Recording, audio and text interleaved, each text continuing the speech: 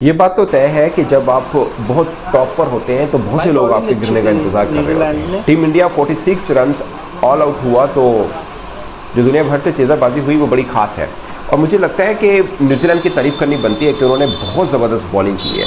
46 के ऊपर all out हो गया इंडिया अगेंस्ट न्यूजीलैंड। न्यूजीलैंड के अंदर नहीं, ऑस्ट्रेलिया के अंदर भी नहीं, ना ही इंग्लैंड के अंदर, बल्कि इंडिया अपने घर के अंदर 46 के ऊपर ऑल आउट हो गया। इंडिया ने ऐसा किया तो किया क्या? इंडिया ने ऐसी पिच बना दी जिसके ऊपर वो प्रैक्टिस करना चाह रहे थे बाहर के मुल्क में खेलने की, और हुआ क्या? इंडिया की पूरी बैटिंग लाइनअप कोलैप्स करके रहेगी। आ बैल मुझे मारने वाला हिसाब हो गया। India 46 for all out. किसी ने अपने ख्वाब में भी नहीं सोचा था कि आज आते साथ ही 2-2.5 घंटे में इंडियन टीम ऑल आउट हो जाएगी। मतलब नीचे से सिराज, अश्विन वगैरह बड़े रिलैक्स बैठे होंगे कि हमारी तो शायद कल शाम तक बारी नहीं आनी, लेकिन आते साथ ही इंडियन टीम पानी वैसे भी सिर्फ शानदार है 46 रन्स पे ऑल आउट हो गई। ये तो वही बात हो गई कि हम नहर किनारे खड़े होकर नहर की तारीफें कर रहे थे। पानी बहुत शानदार है, नहर जो है इतनी लंबी है, इतनी चौड़ी है, ये करती है वो करती है, और तुम गुरु हमें उसी नहर में धक्का दे दिए। 46 रन, ये स्कोर कार्ड नहीं है, किसी का मोबाइल नंबर लगता है।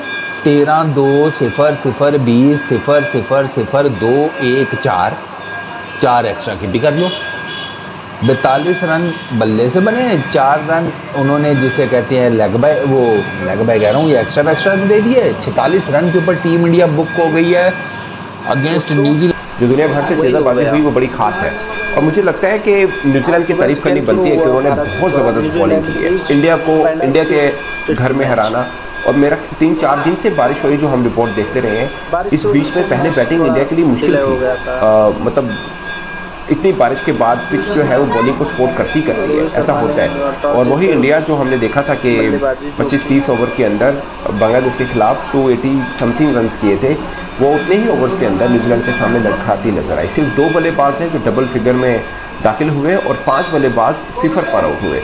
इसमें थोड़ी कंडीशन सूट की उनके बॉलर्स को, और दूसरा उनकी फील्डिंग बहुत अच्छी थी न्यूजीलैंड की, इसमें उनकी ये तारीफ भी बनती है। और उनका ये थर्ड लोएस्ट है ओवरऑल, और एट सोयल यानी भारत के अंदर भारत का ये सबसे बुरा स्कोर है 46।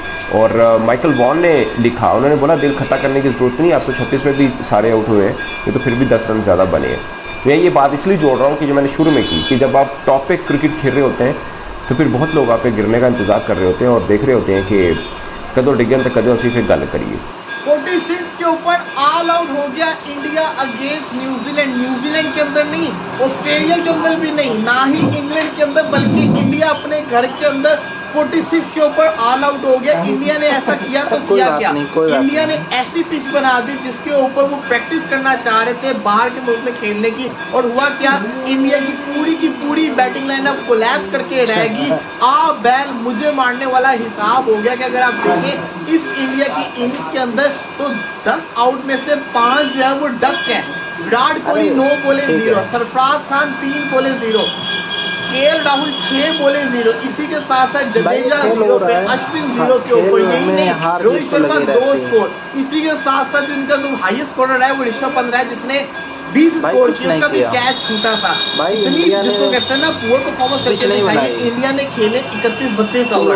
आप खुद सोचिए अगर एक टीम इतनी खतरनाक विकेट के ऊपर 31-32 ओवर खेल सकती है, इसका मतलब कि दे प्लेड वेल। लेकिन अगर आप रन देखेंगे तो आप कहेंगे यार ये क्या इंडिया ने किया है। इंडिया को एटलीस्ट रन तो ज्यादा करने चाहिए थे, क्योंकि आपने 30 ओवर तो खेल लिए। 30 ओवर के अंदर अगर आपका 100 भी होता, 100 पे छोड़े अगर आपका 70-80 भी होता तो थोड़ा होता तो स्कोर ना, लेकिन इंडिया ने बड़ा स्लो खेला। यही वजह बनी कि इंडिया की सारी टीम आउट होके रहेगी। अब इस विकेट के ऊपर अगर आप देखेंगे तो न्यूजीलैंड ने 3 सीमर्स खिलाए थे, उनके तीनों सीमर्स ने उनको विकेट दिलवा के दी। दूसरी तरफ इंडिया ने 3 स्पिनर खिलाए हुए हैं, और सबसे बड़ी चीज जो वेदर है वो बड़ा खतरनाक है। अब देखना ये है कि जब इंडिया 46 करके गया तो न्यूजीलैंड कितना करेगा। India 46 for all out. किसी ने अपने ख्वाब में भी नहीं सोचा था कि आज आते साथ ही 2-2.5 घंटे में इंडियन टीम ऑल आउट हो जाएगी।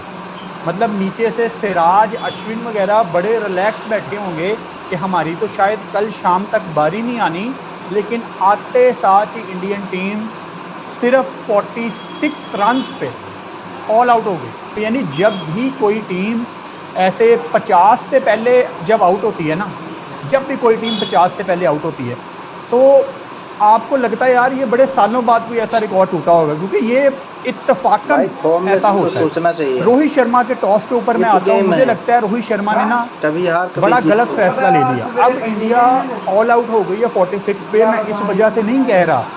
आप देखो क्लाउडी कंडीशंस हैं। अगर मैं आपको बेंगलोर का वैसे ट्रैक रिकॉर्ड बताऊं ना, बेंगलोर में चिन्नास्वामी में सिर्फ 25 टेस्ट मैच हुए हैं आज तक, दैट्स ऑल।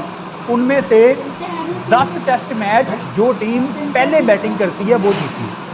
10 टेस्ट मैच जो टीम पहले बैटिंग करती है वो जीती है, और जो सेकंड टाइम बॉलिंग करती है यानी न्यूजीलैंड ने आज की, तो वो सिर्फ 5 टेस्ट मैच जीतती है। यानी रोहित शर्मा ने स्टैट्स को देखा कि यार जो पहले बैटिंग करता है उसके जीतने के चांसेस यहाँ पे ज़्यादा हैं, 9 टेस्ट मैच यहाँ पे ड्रॉ हुए हैं, तो रोहित शर्मा ने ना क्लाउडी कंडीशन को इग्नोर कर दिया। ये तो वही बात हो गई कि हम नहर किनारे खड़े होकर नहर की तारीफ़ें कर रहे थे, पानी बहुत शानदार है, नहर जो है इतनी लंबी है, इतनी चौड़ी है, ये करती है वो करती है, और तुम गुरु हमें उसी नहर में धक्का दे दिए। पहले बैटिंग करते 46 रन, ये स्कोर कार्ड नहीं है, किसी का मोबाइल नंबर लगता है। 13-2-0-0-0-0-2-1-4 4 एक्स्ट्रा की भी कर लो। 42 रन बल्ले से बने, 4 रन उन्होंने जिसे कहते हैं लेग बाय कह रहा हूँ, ये एक्स्ट्रा दे दिए। 46 रन के ऊपर टीम इंडिया बुक हो गई है अगेंस्ट न्यूजीलैंड बेंगलुरु टेस्ट के दूसरे दिन। वो राहुल सही कह रहा था, इससे तो बेहतर था बारिश हो जाती। मतलब ठीक है ओवरकास्ट कंडीशंस थी, गेंद आगे पीछे मूव कर रहा था, लेकिन यार वो इंडिया की शॉट सिलेक्शन मुझे नहीं समझ में आई। मतलब ये था क्या, ये बैटिंग नहीं थी, इसको बैटिंग नहीं कहते, ये कुछ ये कांड भी नहीं है, मुझे तो समझ ही नहीं आ रही। अबे मैंने तो 46।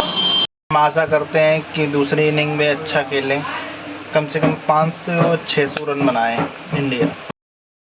भाई रोहित शर्मा से बस थोड़ी गलती हो गई, गेम में हार जीत तो लगा ही रहता है, फिर भी हम सपोर्ट तो इंडिया को करेंगे ही। हमेशा जीत तो होना ही नहीं।